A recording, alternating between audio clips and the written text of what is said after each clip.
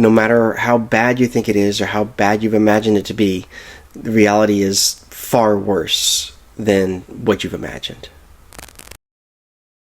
My name is Chris, and my kids were taken from me on November 3rd, 2022 by my now ex-wife.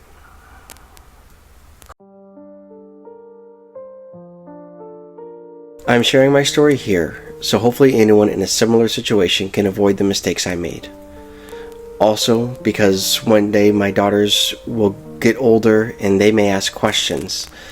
I have no doubt that their mother has told them lots of negative stories about me and what happened. This will be my attempt to tell my side of the story.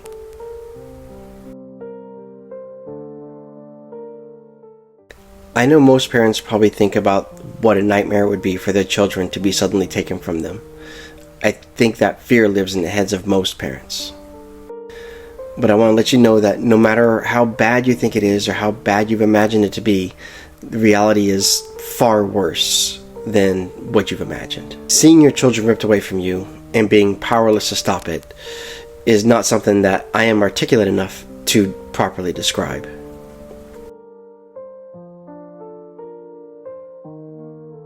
We were married on February 23rd, 2002. At the time of the kidnapping, we had been married for a little bit over 20 years. Alice was born in 2013, and Claire was born in 2016. They were born and raised in the U.S. their entire lives.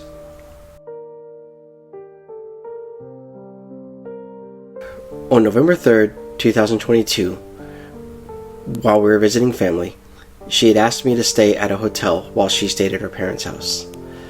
Yes, I know this might seem odd to most people, but based upon her relationship with her parents, she was worried about judgment for them for purchasing frivolous items. This had come up in previous trips to Japan. If that's what she wanted to do, I didn't argue. It didn't seem out of the norm for what had been previously established. She told me we were going to meet at a cafe before meeting with the extended family. I thought that was just simply to have a meeting place and to get coffee before actually having to face the large amount of relatives that she has. So I arrived early, and this is because the streets of Yokohama could be confusing to me, so I left so I'd have plenty of time to find the place in case I got lost. I was there about 30 minutes early or so. I waited outside about 10 minutes, and then she came outside to get me. I thought this was odd because she's usually late for most things, but I didn't pay it any mind at the time. When I got inside, I saw her parents, but I didn't see the children. I thought this was odd. So I asked her where the children were at, and she told me they were with her sister. I didn't question this at the time. I thought maybe she wanted to have some adult time with her parents and her and myself, or maybe the children were just having fun with their cousins that they had not met before. So we ordered food, we had polite conversation, and then after we had finished eating, that's when she told me that she had been discussing our marital issues with her parents. But they wanted to hear my side of the story. I thought this was odd because they don't speak English and I don't speak Japanese, so there's not a way for them and myself to easily communicate. So I tried to explain. I got emotional.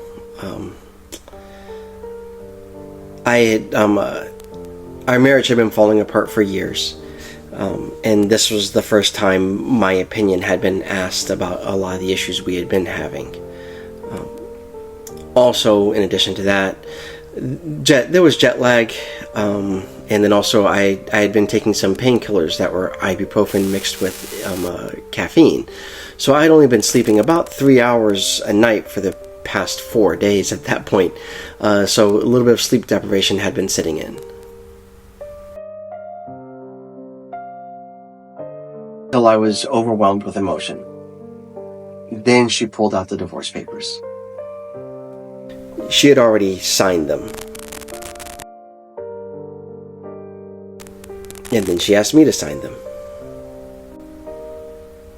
That hurt. The marriage had been difficult.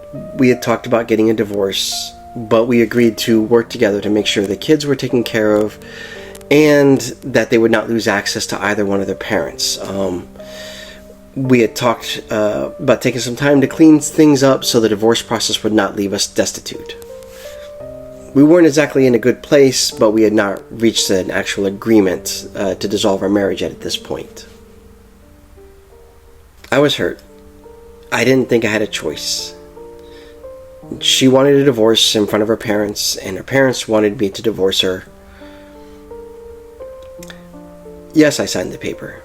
She said that because we had gotten married in Japan, we needed to have the paperwork filled out in Japan for a divorce. But we would still need to proceed with the divorce in the US as well. The form was all in Japanese, but she explained that the form only dissolves our marriage and does not impact custody, nor does it impact assets. She was only partially telling the truth. It did not impact assets, for what that's worth. But apparently, in Japanese, she had written that she would be the sole parent. In hindsight, I am well aware that it was stupid for me to sign that form. She had then asked me to sign a travel document. That's what the header said, for purpose of travel. What I didn't know was, so the return date wasn't filled in, and there wasn't a reason listed. After our meeting, she had crossed out return date and put the purpose of travel was for the children to reside in Japan, which was a lie because we had purchased round-trip tickets.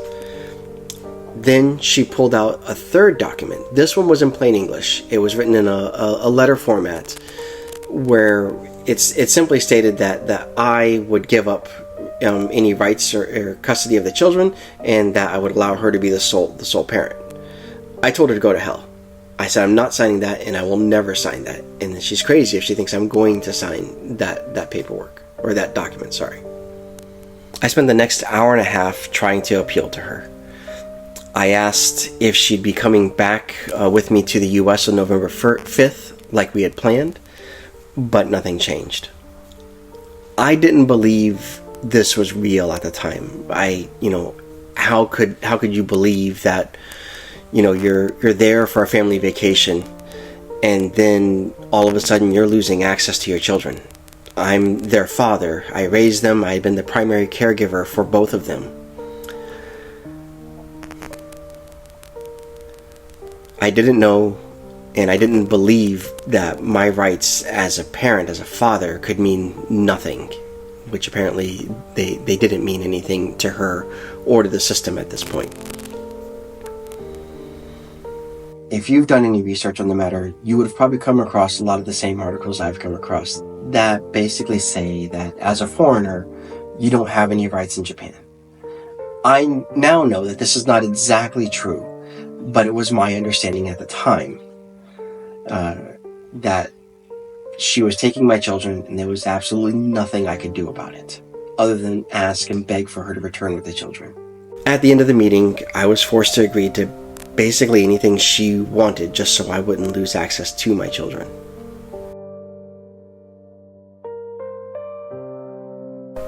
First, knowing that we're having issues with our marriage and that we're planning on a divorce, I should not have let her travel to Japan with the children.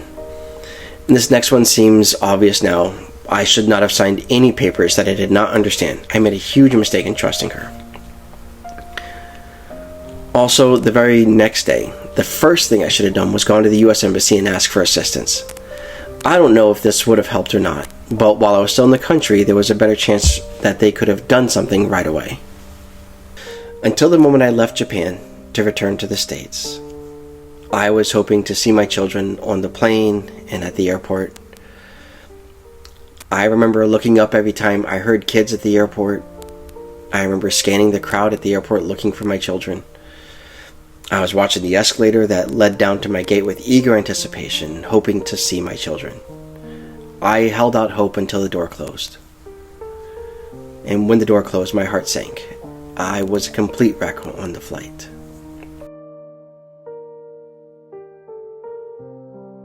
I want you to know that I've missed you every day you've been gone, and I've not stopped fighting to get you back. What happened to you was wrong, and I'm sorry I could not stop it. But I will keep looking for ways to bring you home. The case to get you returned to the US is in the Supreme Court in Japan. I have not given up hope that they will do the right thing and return you to your home, which is in the U.S., with me.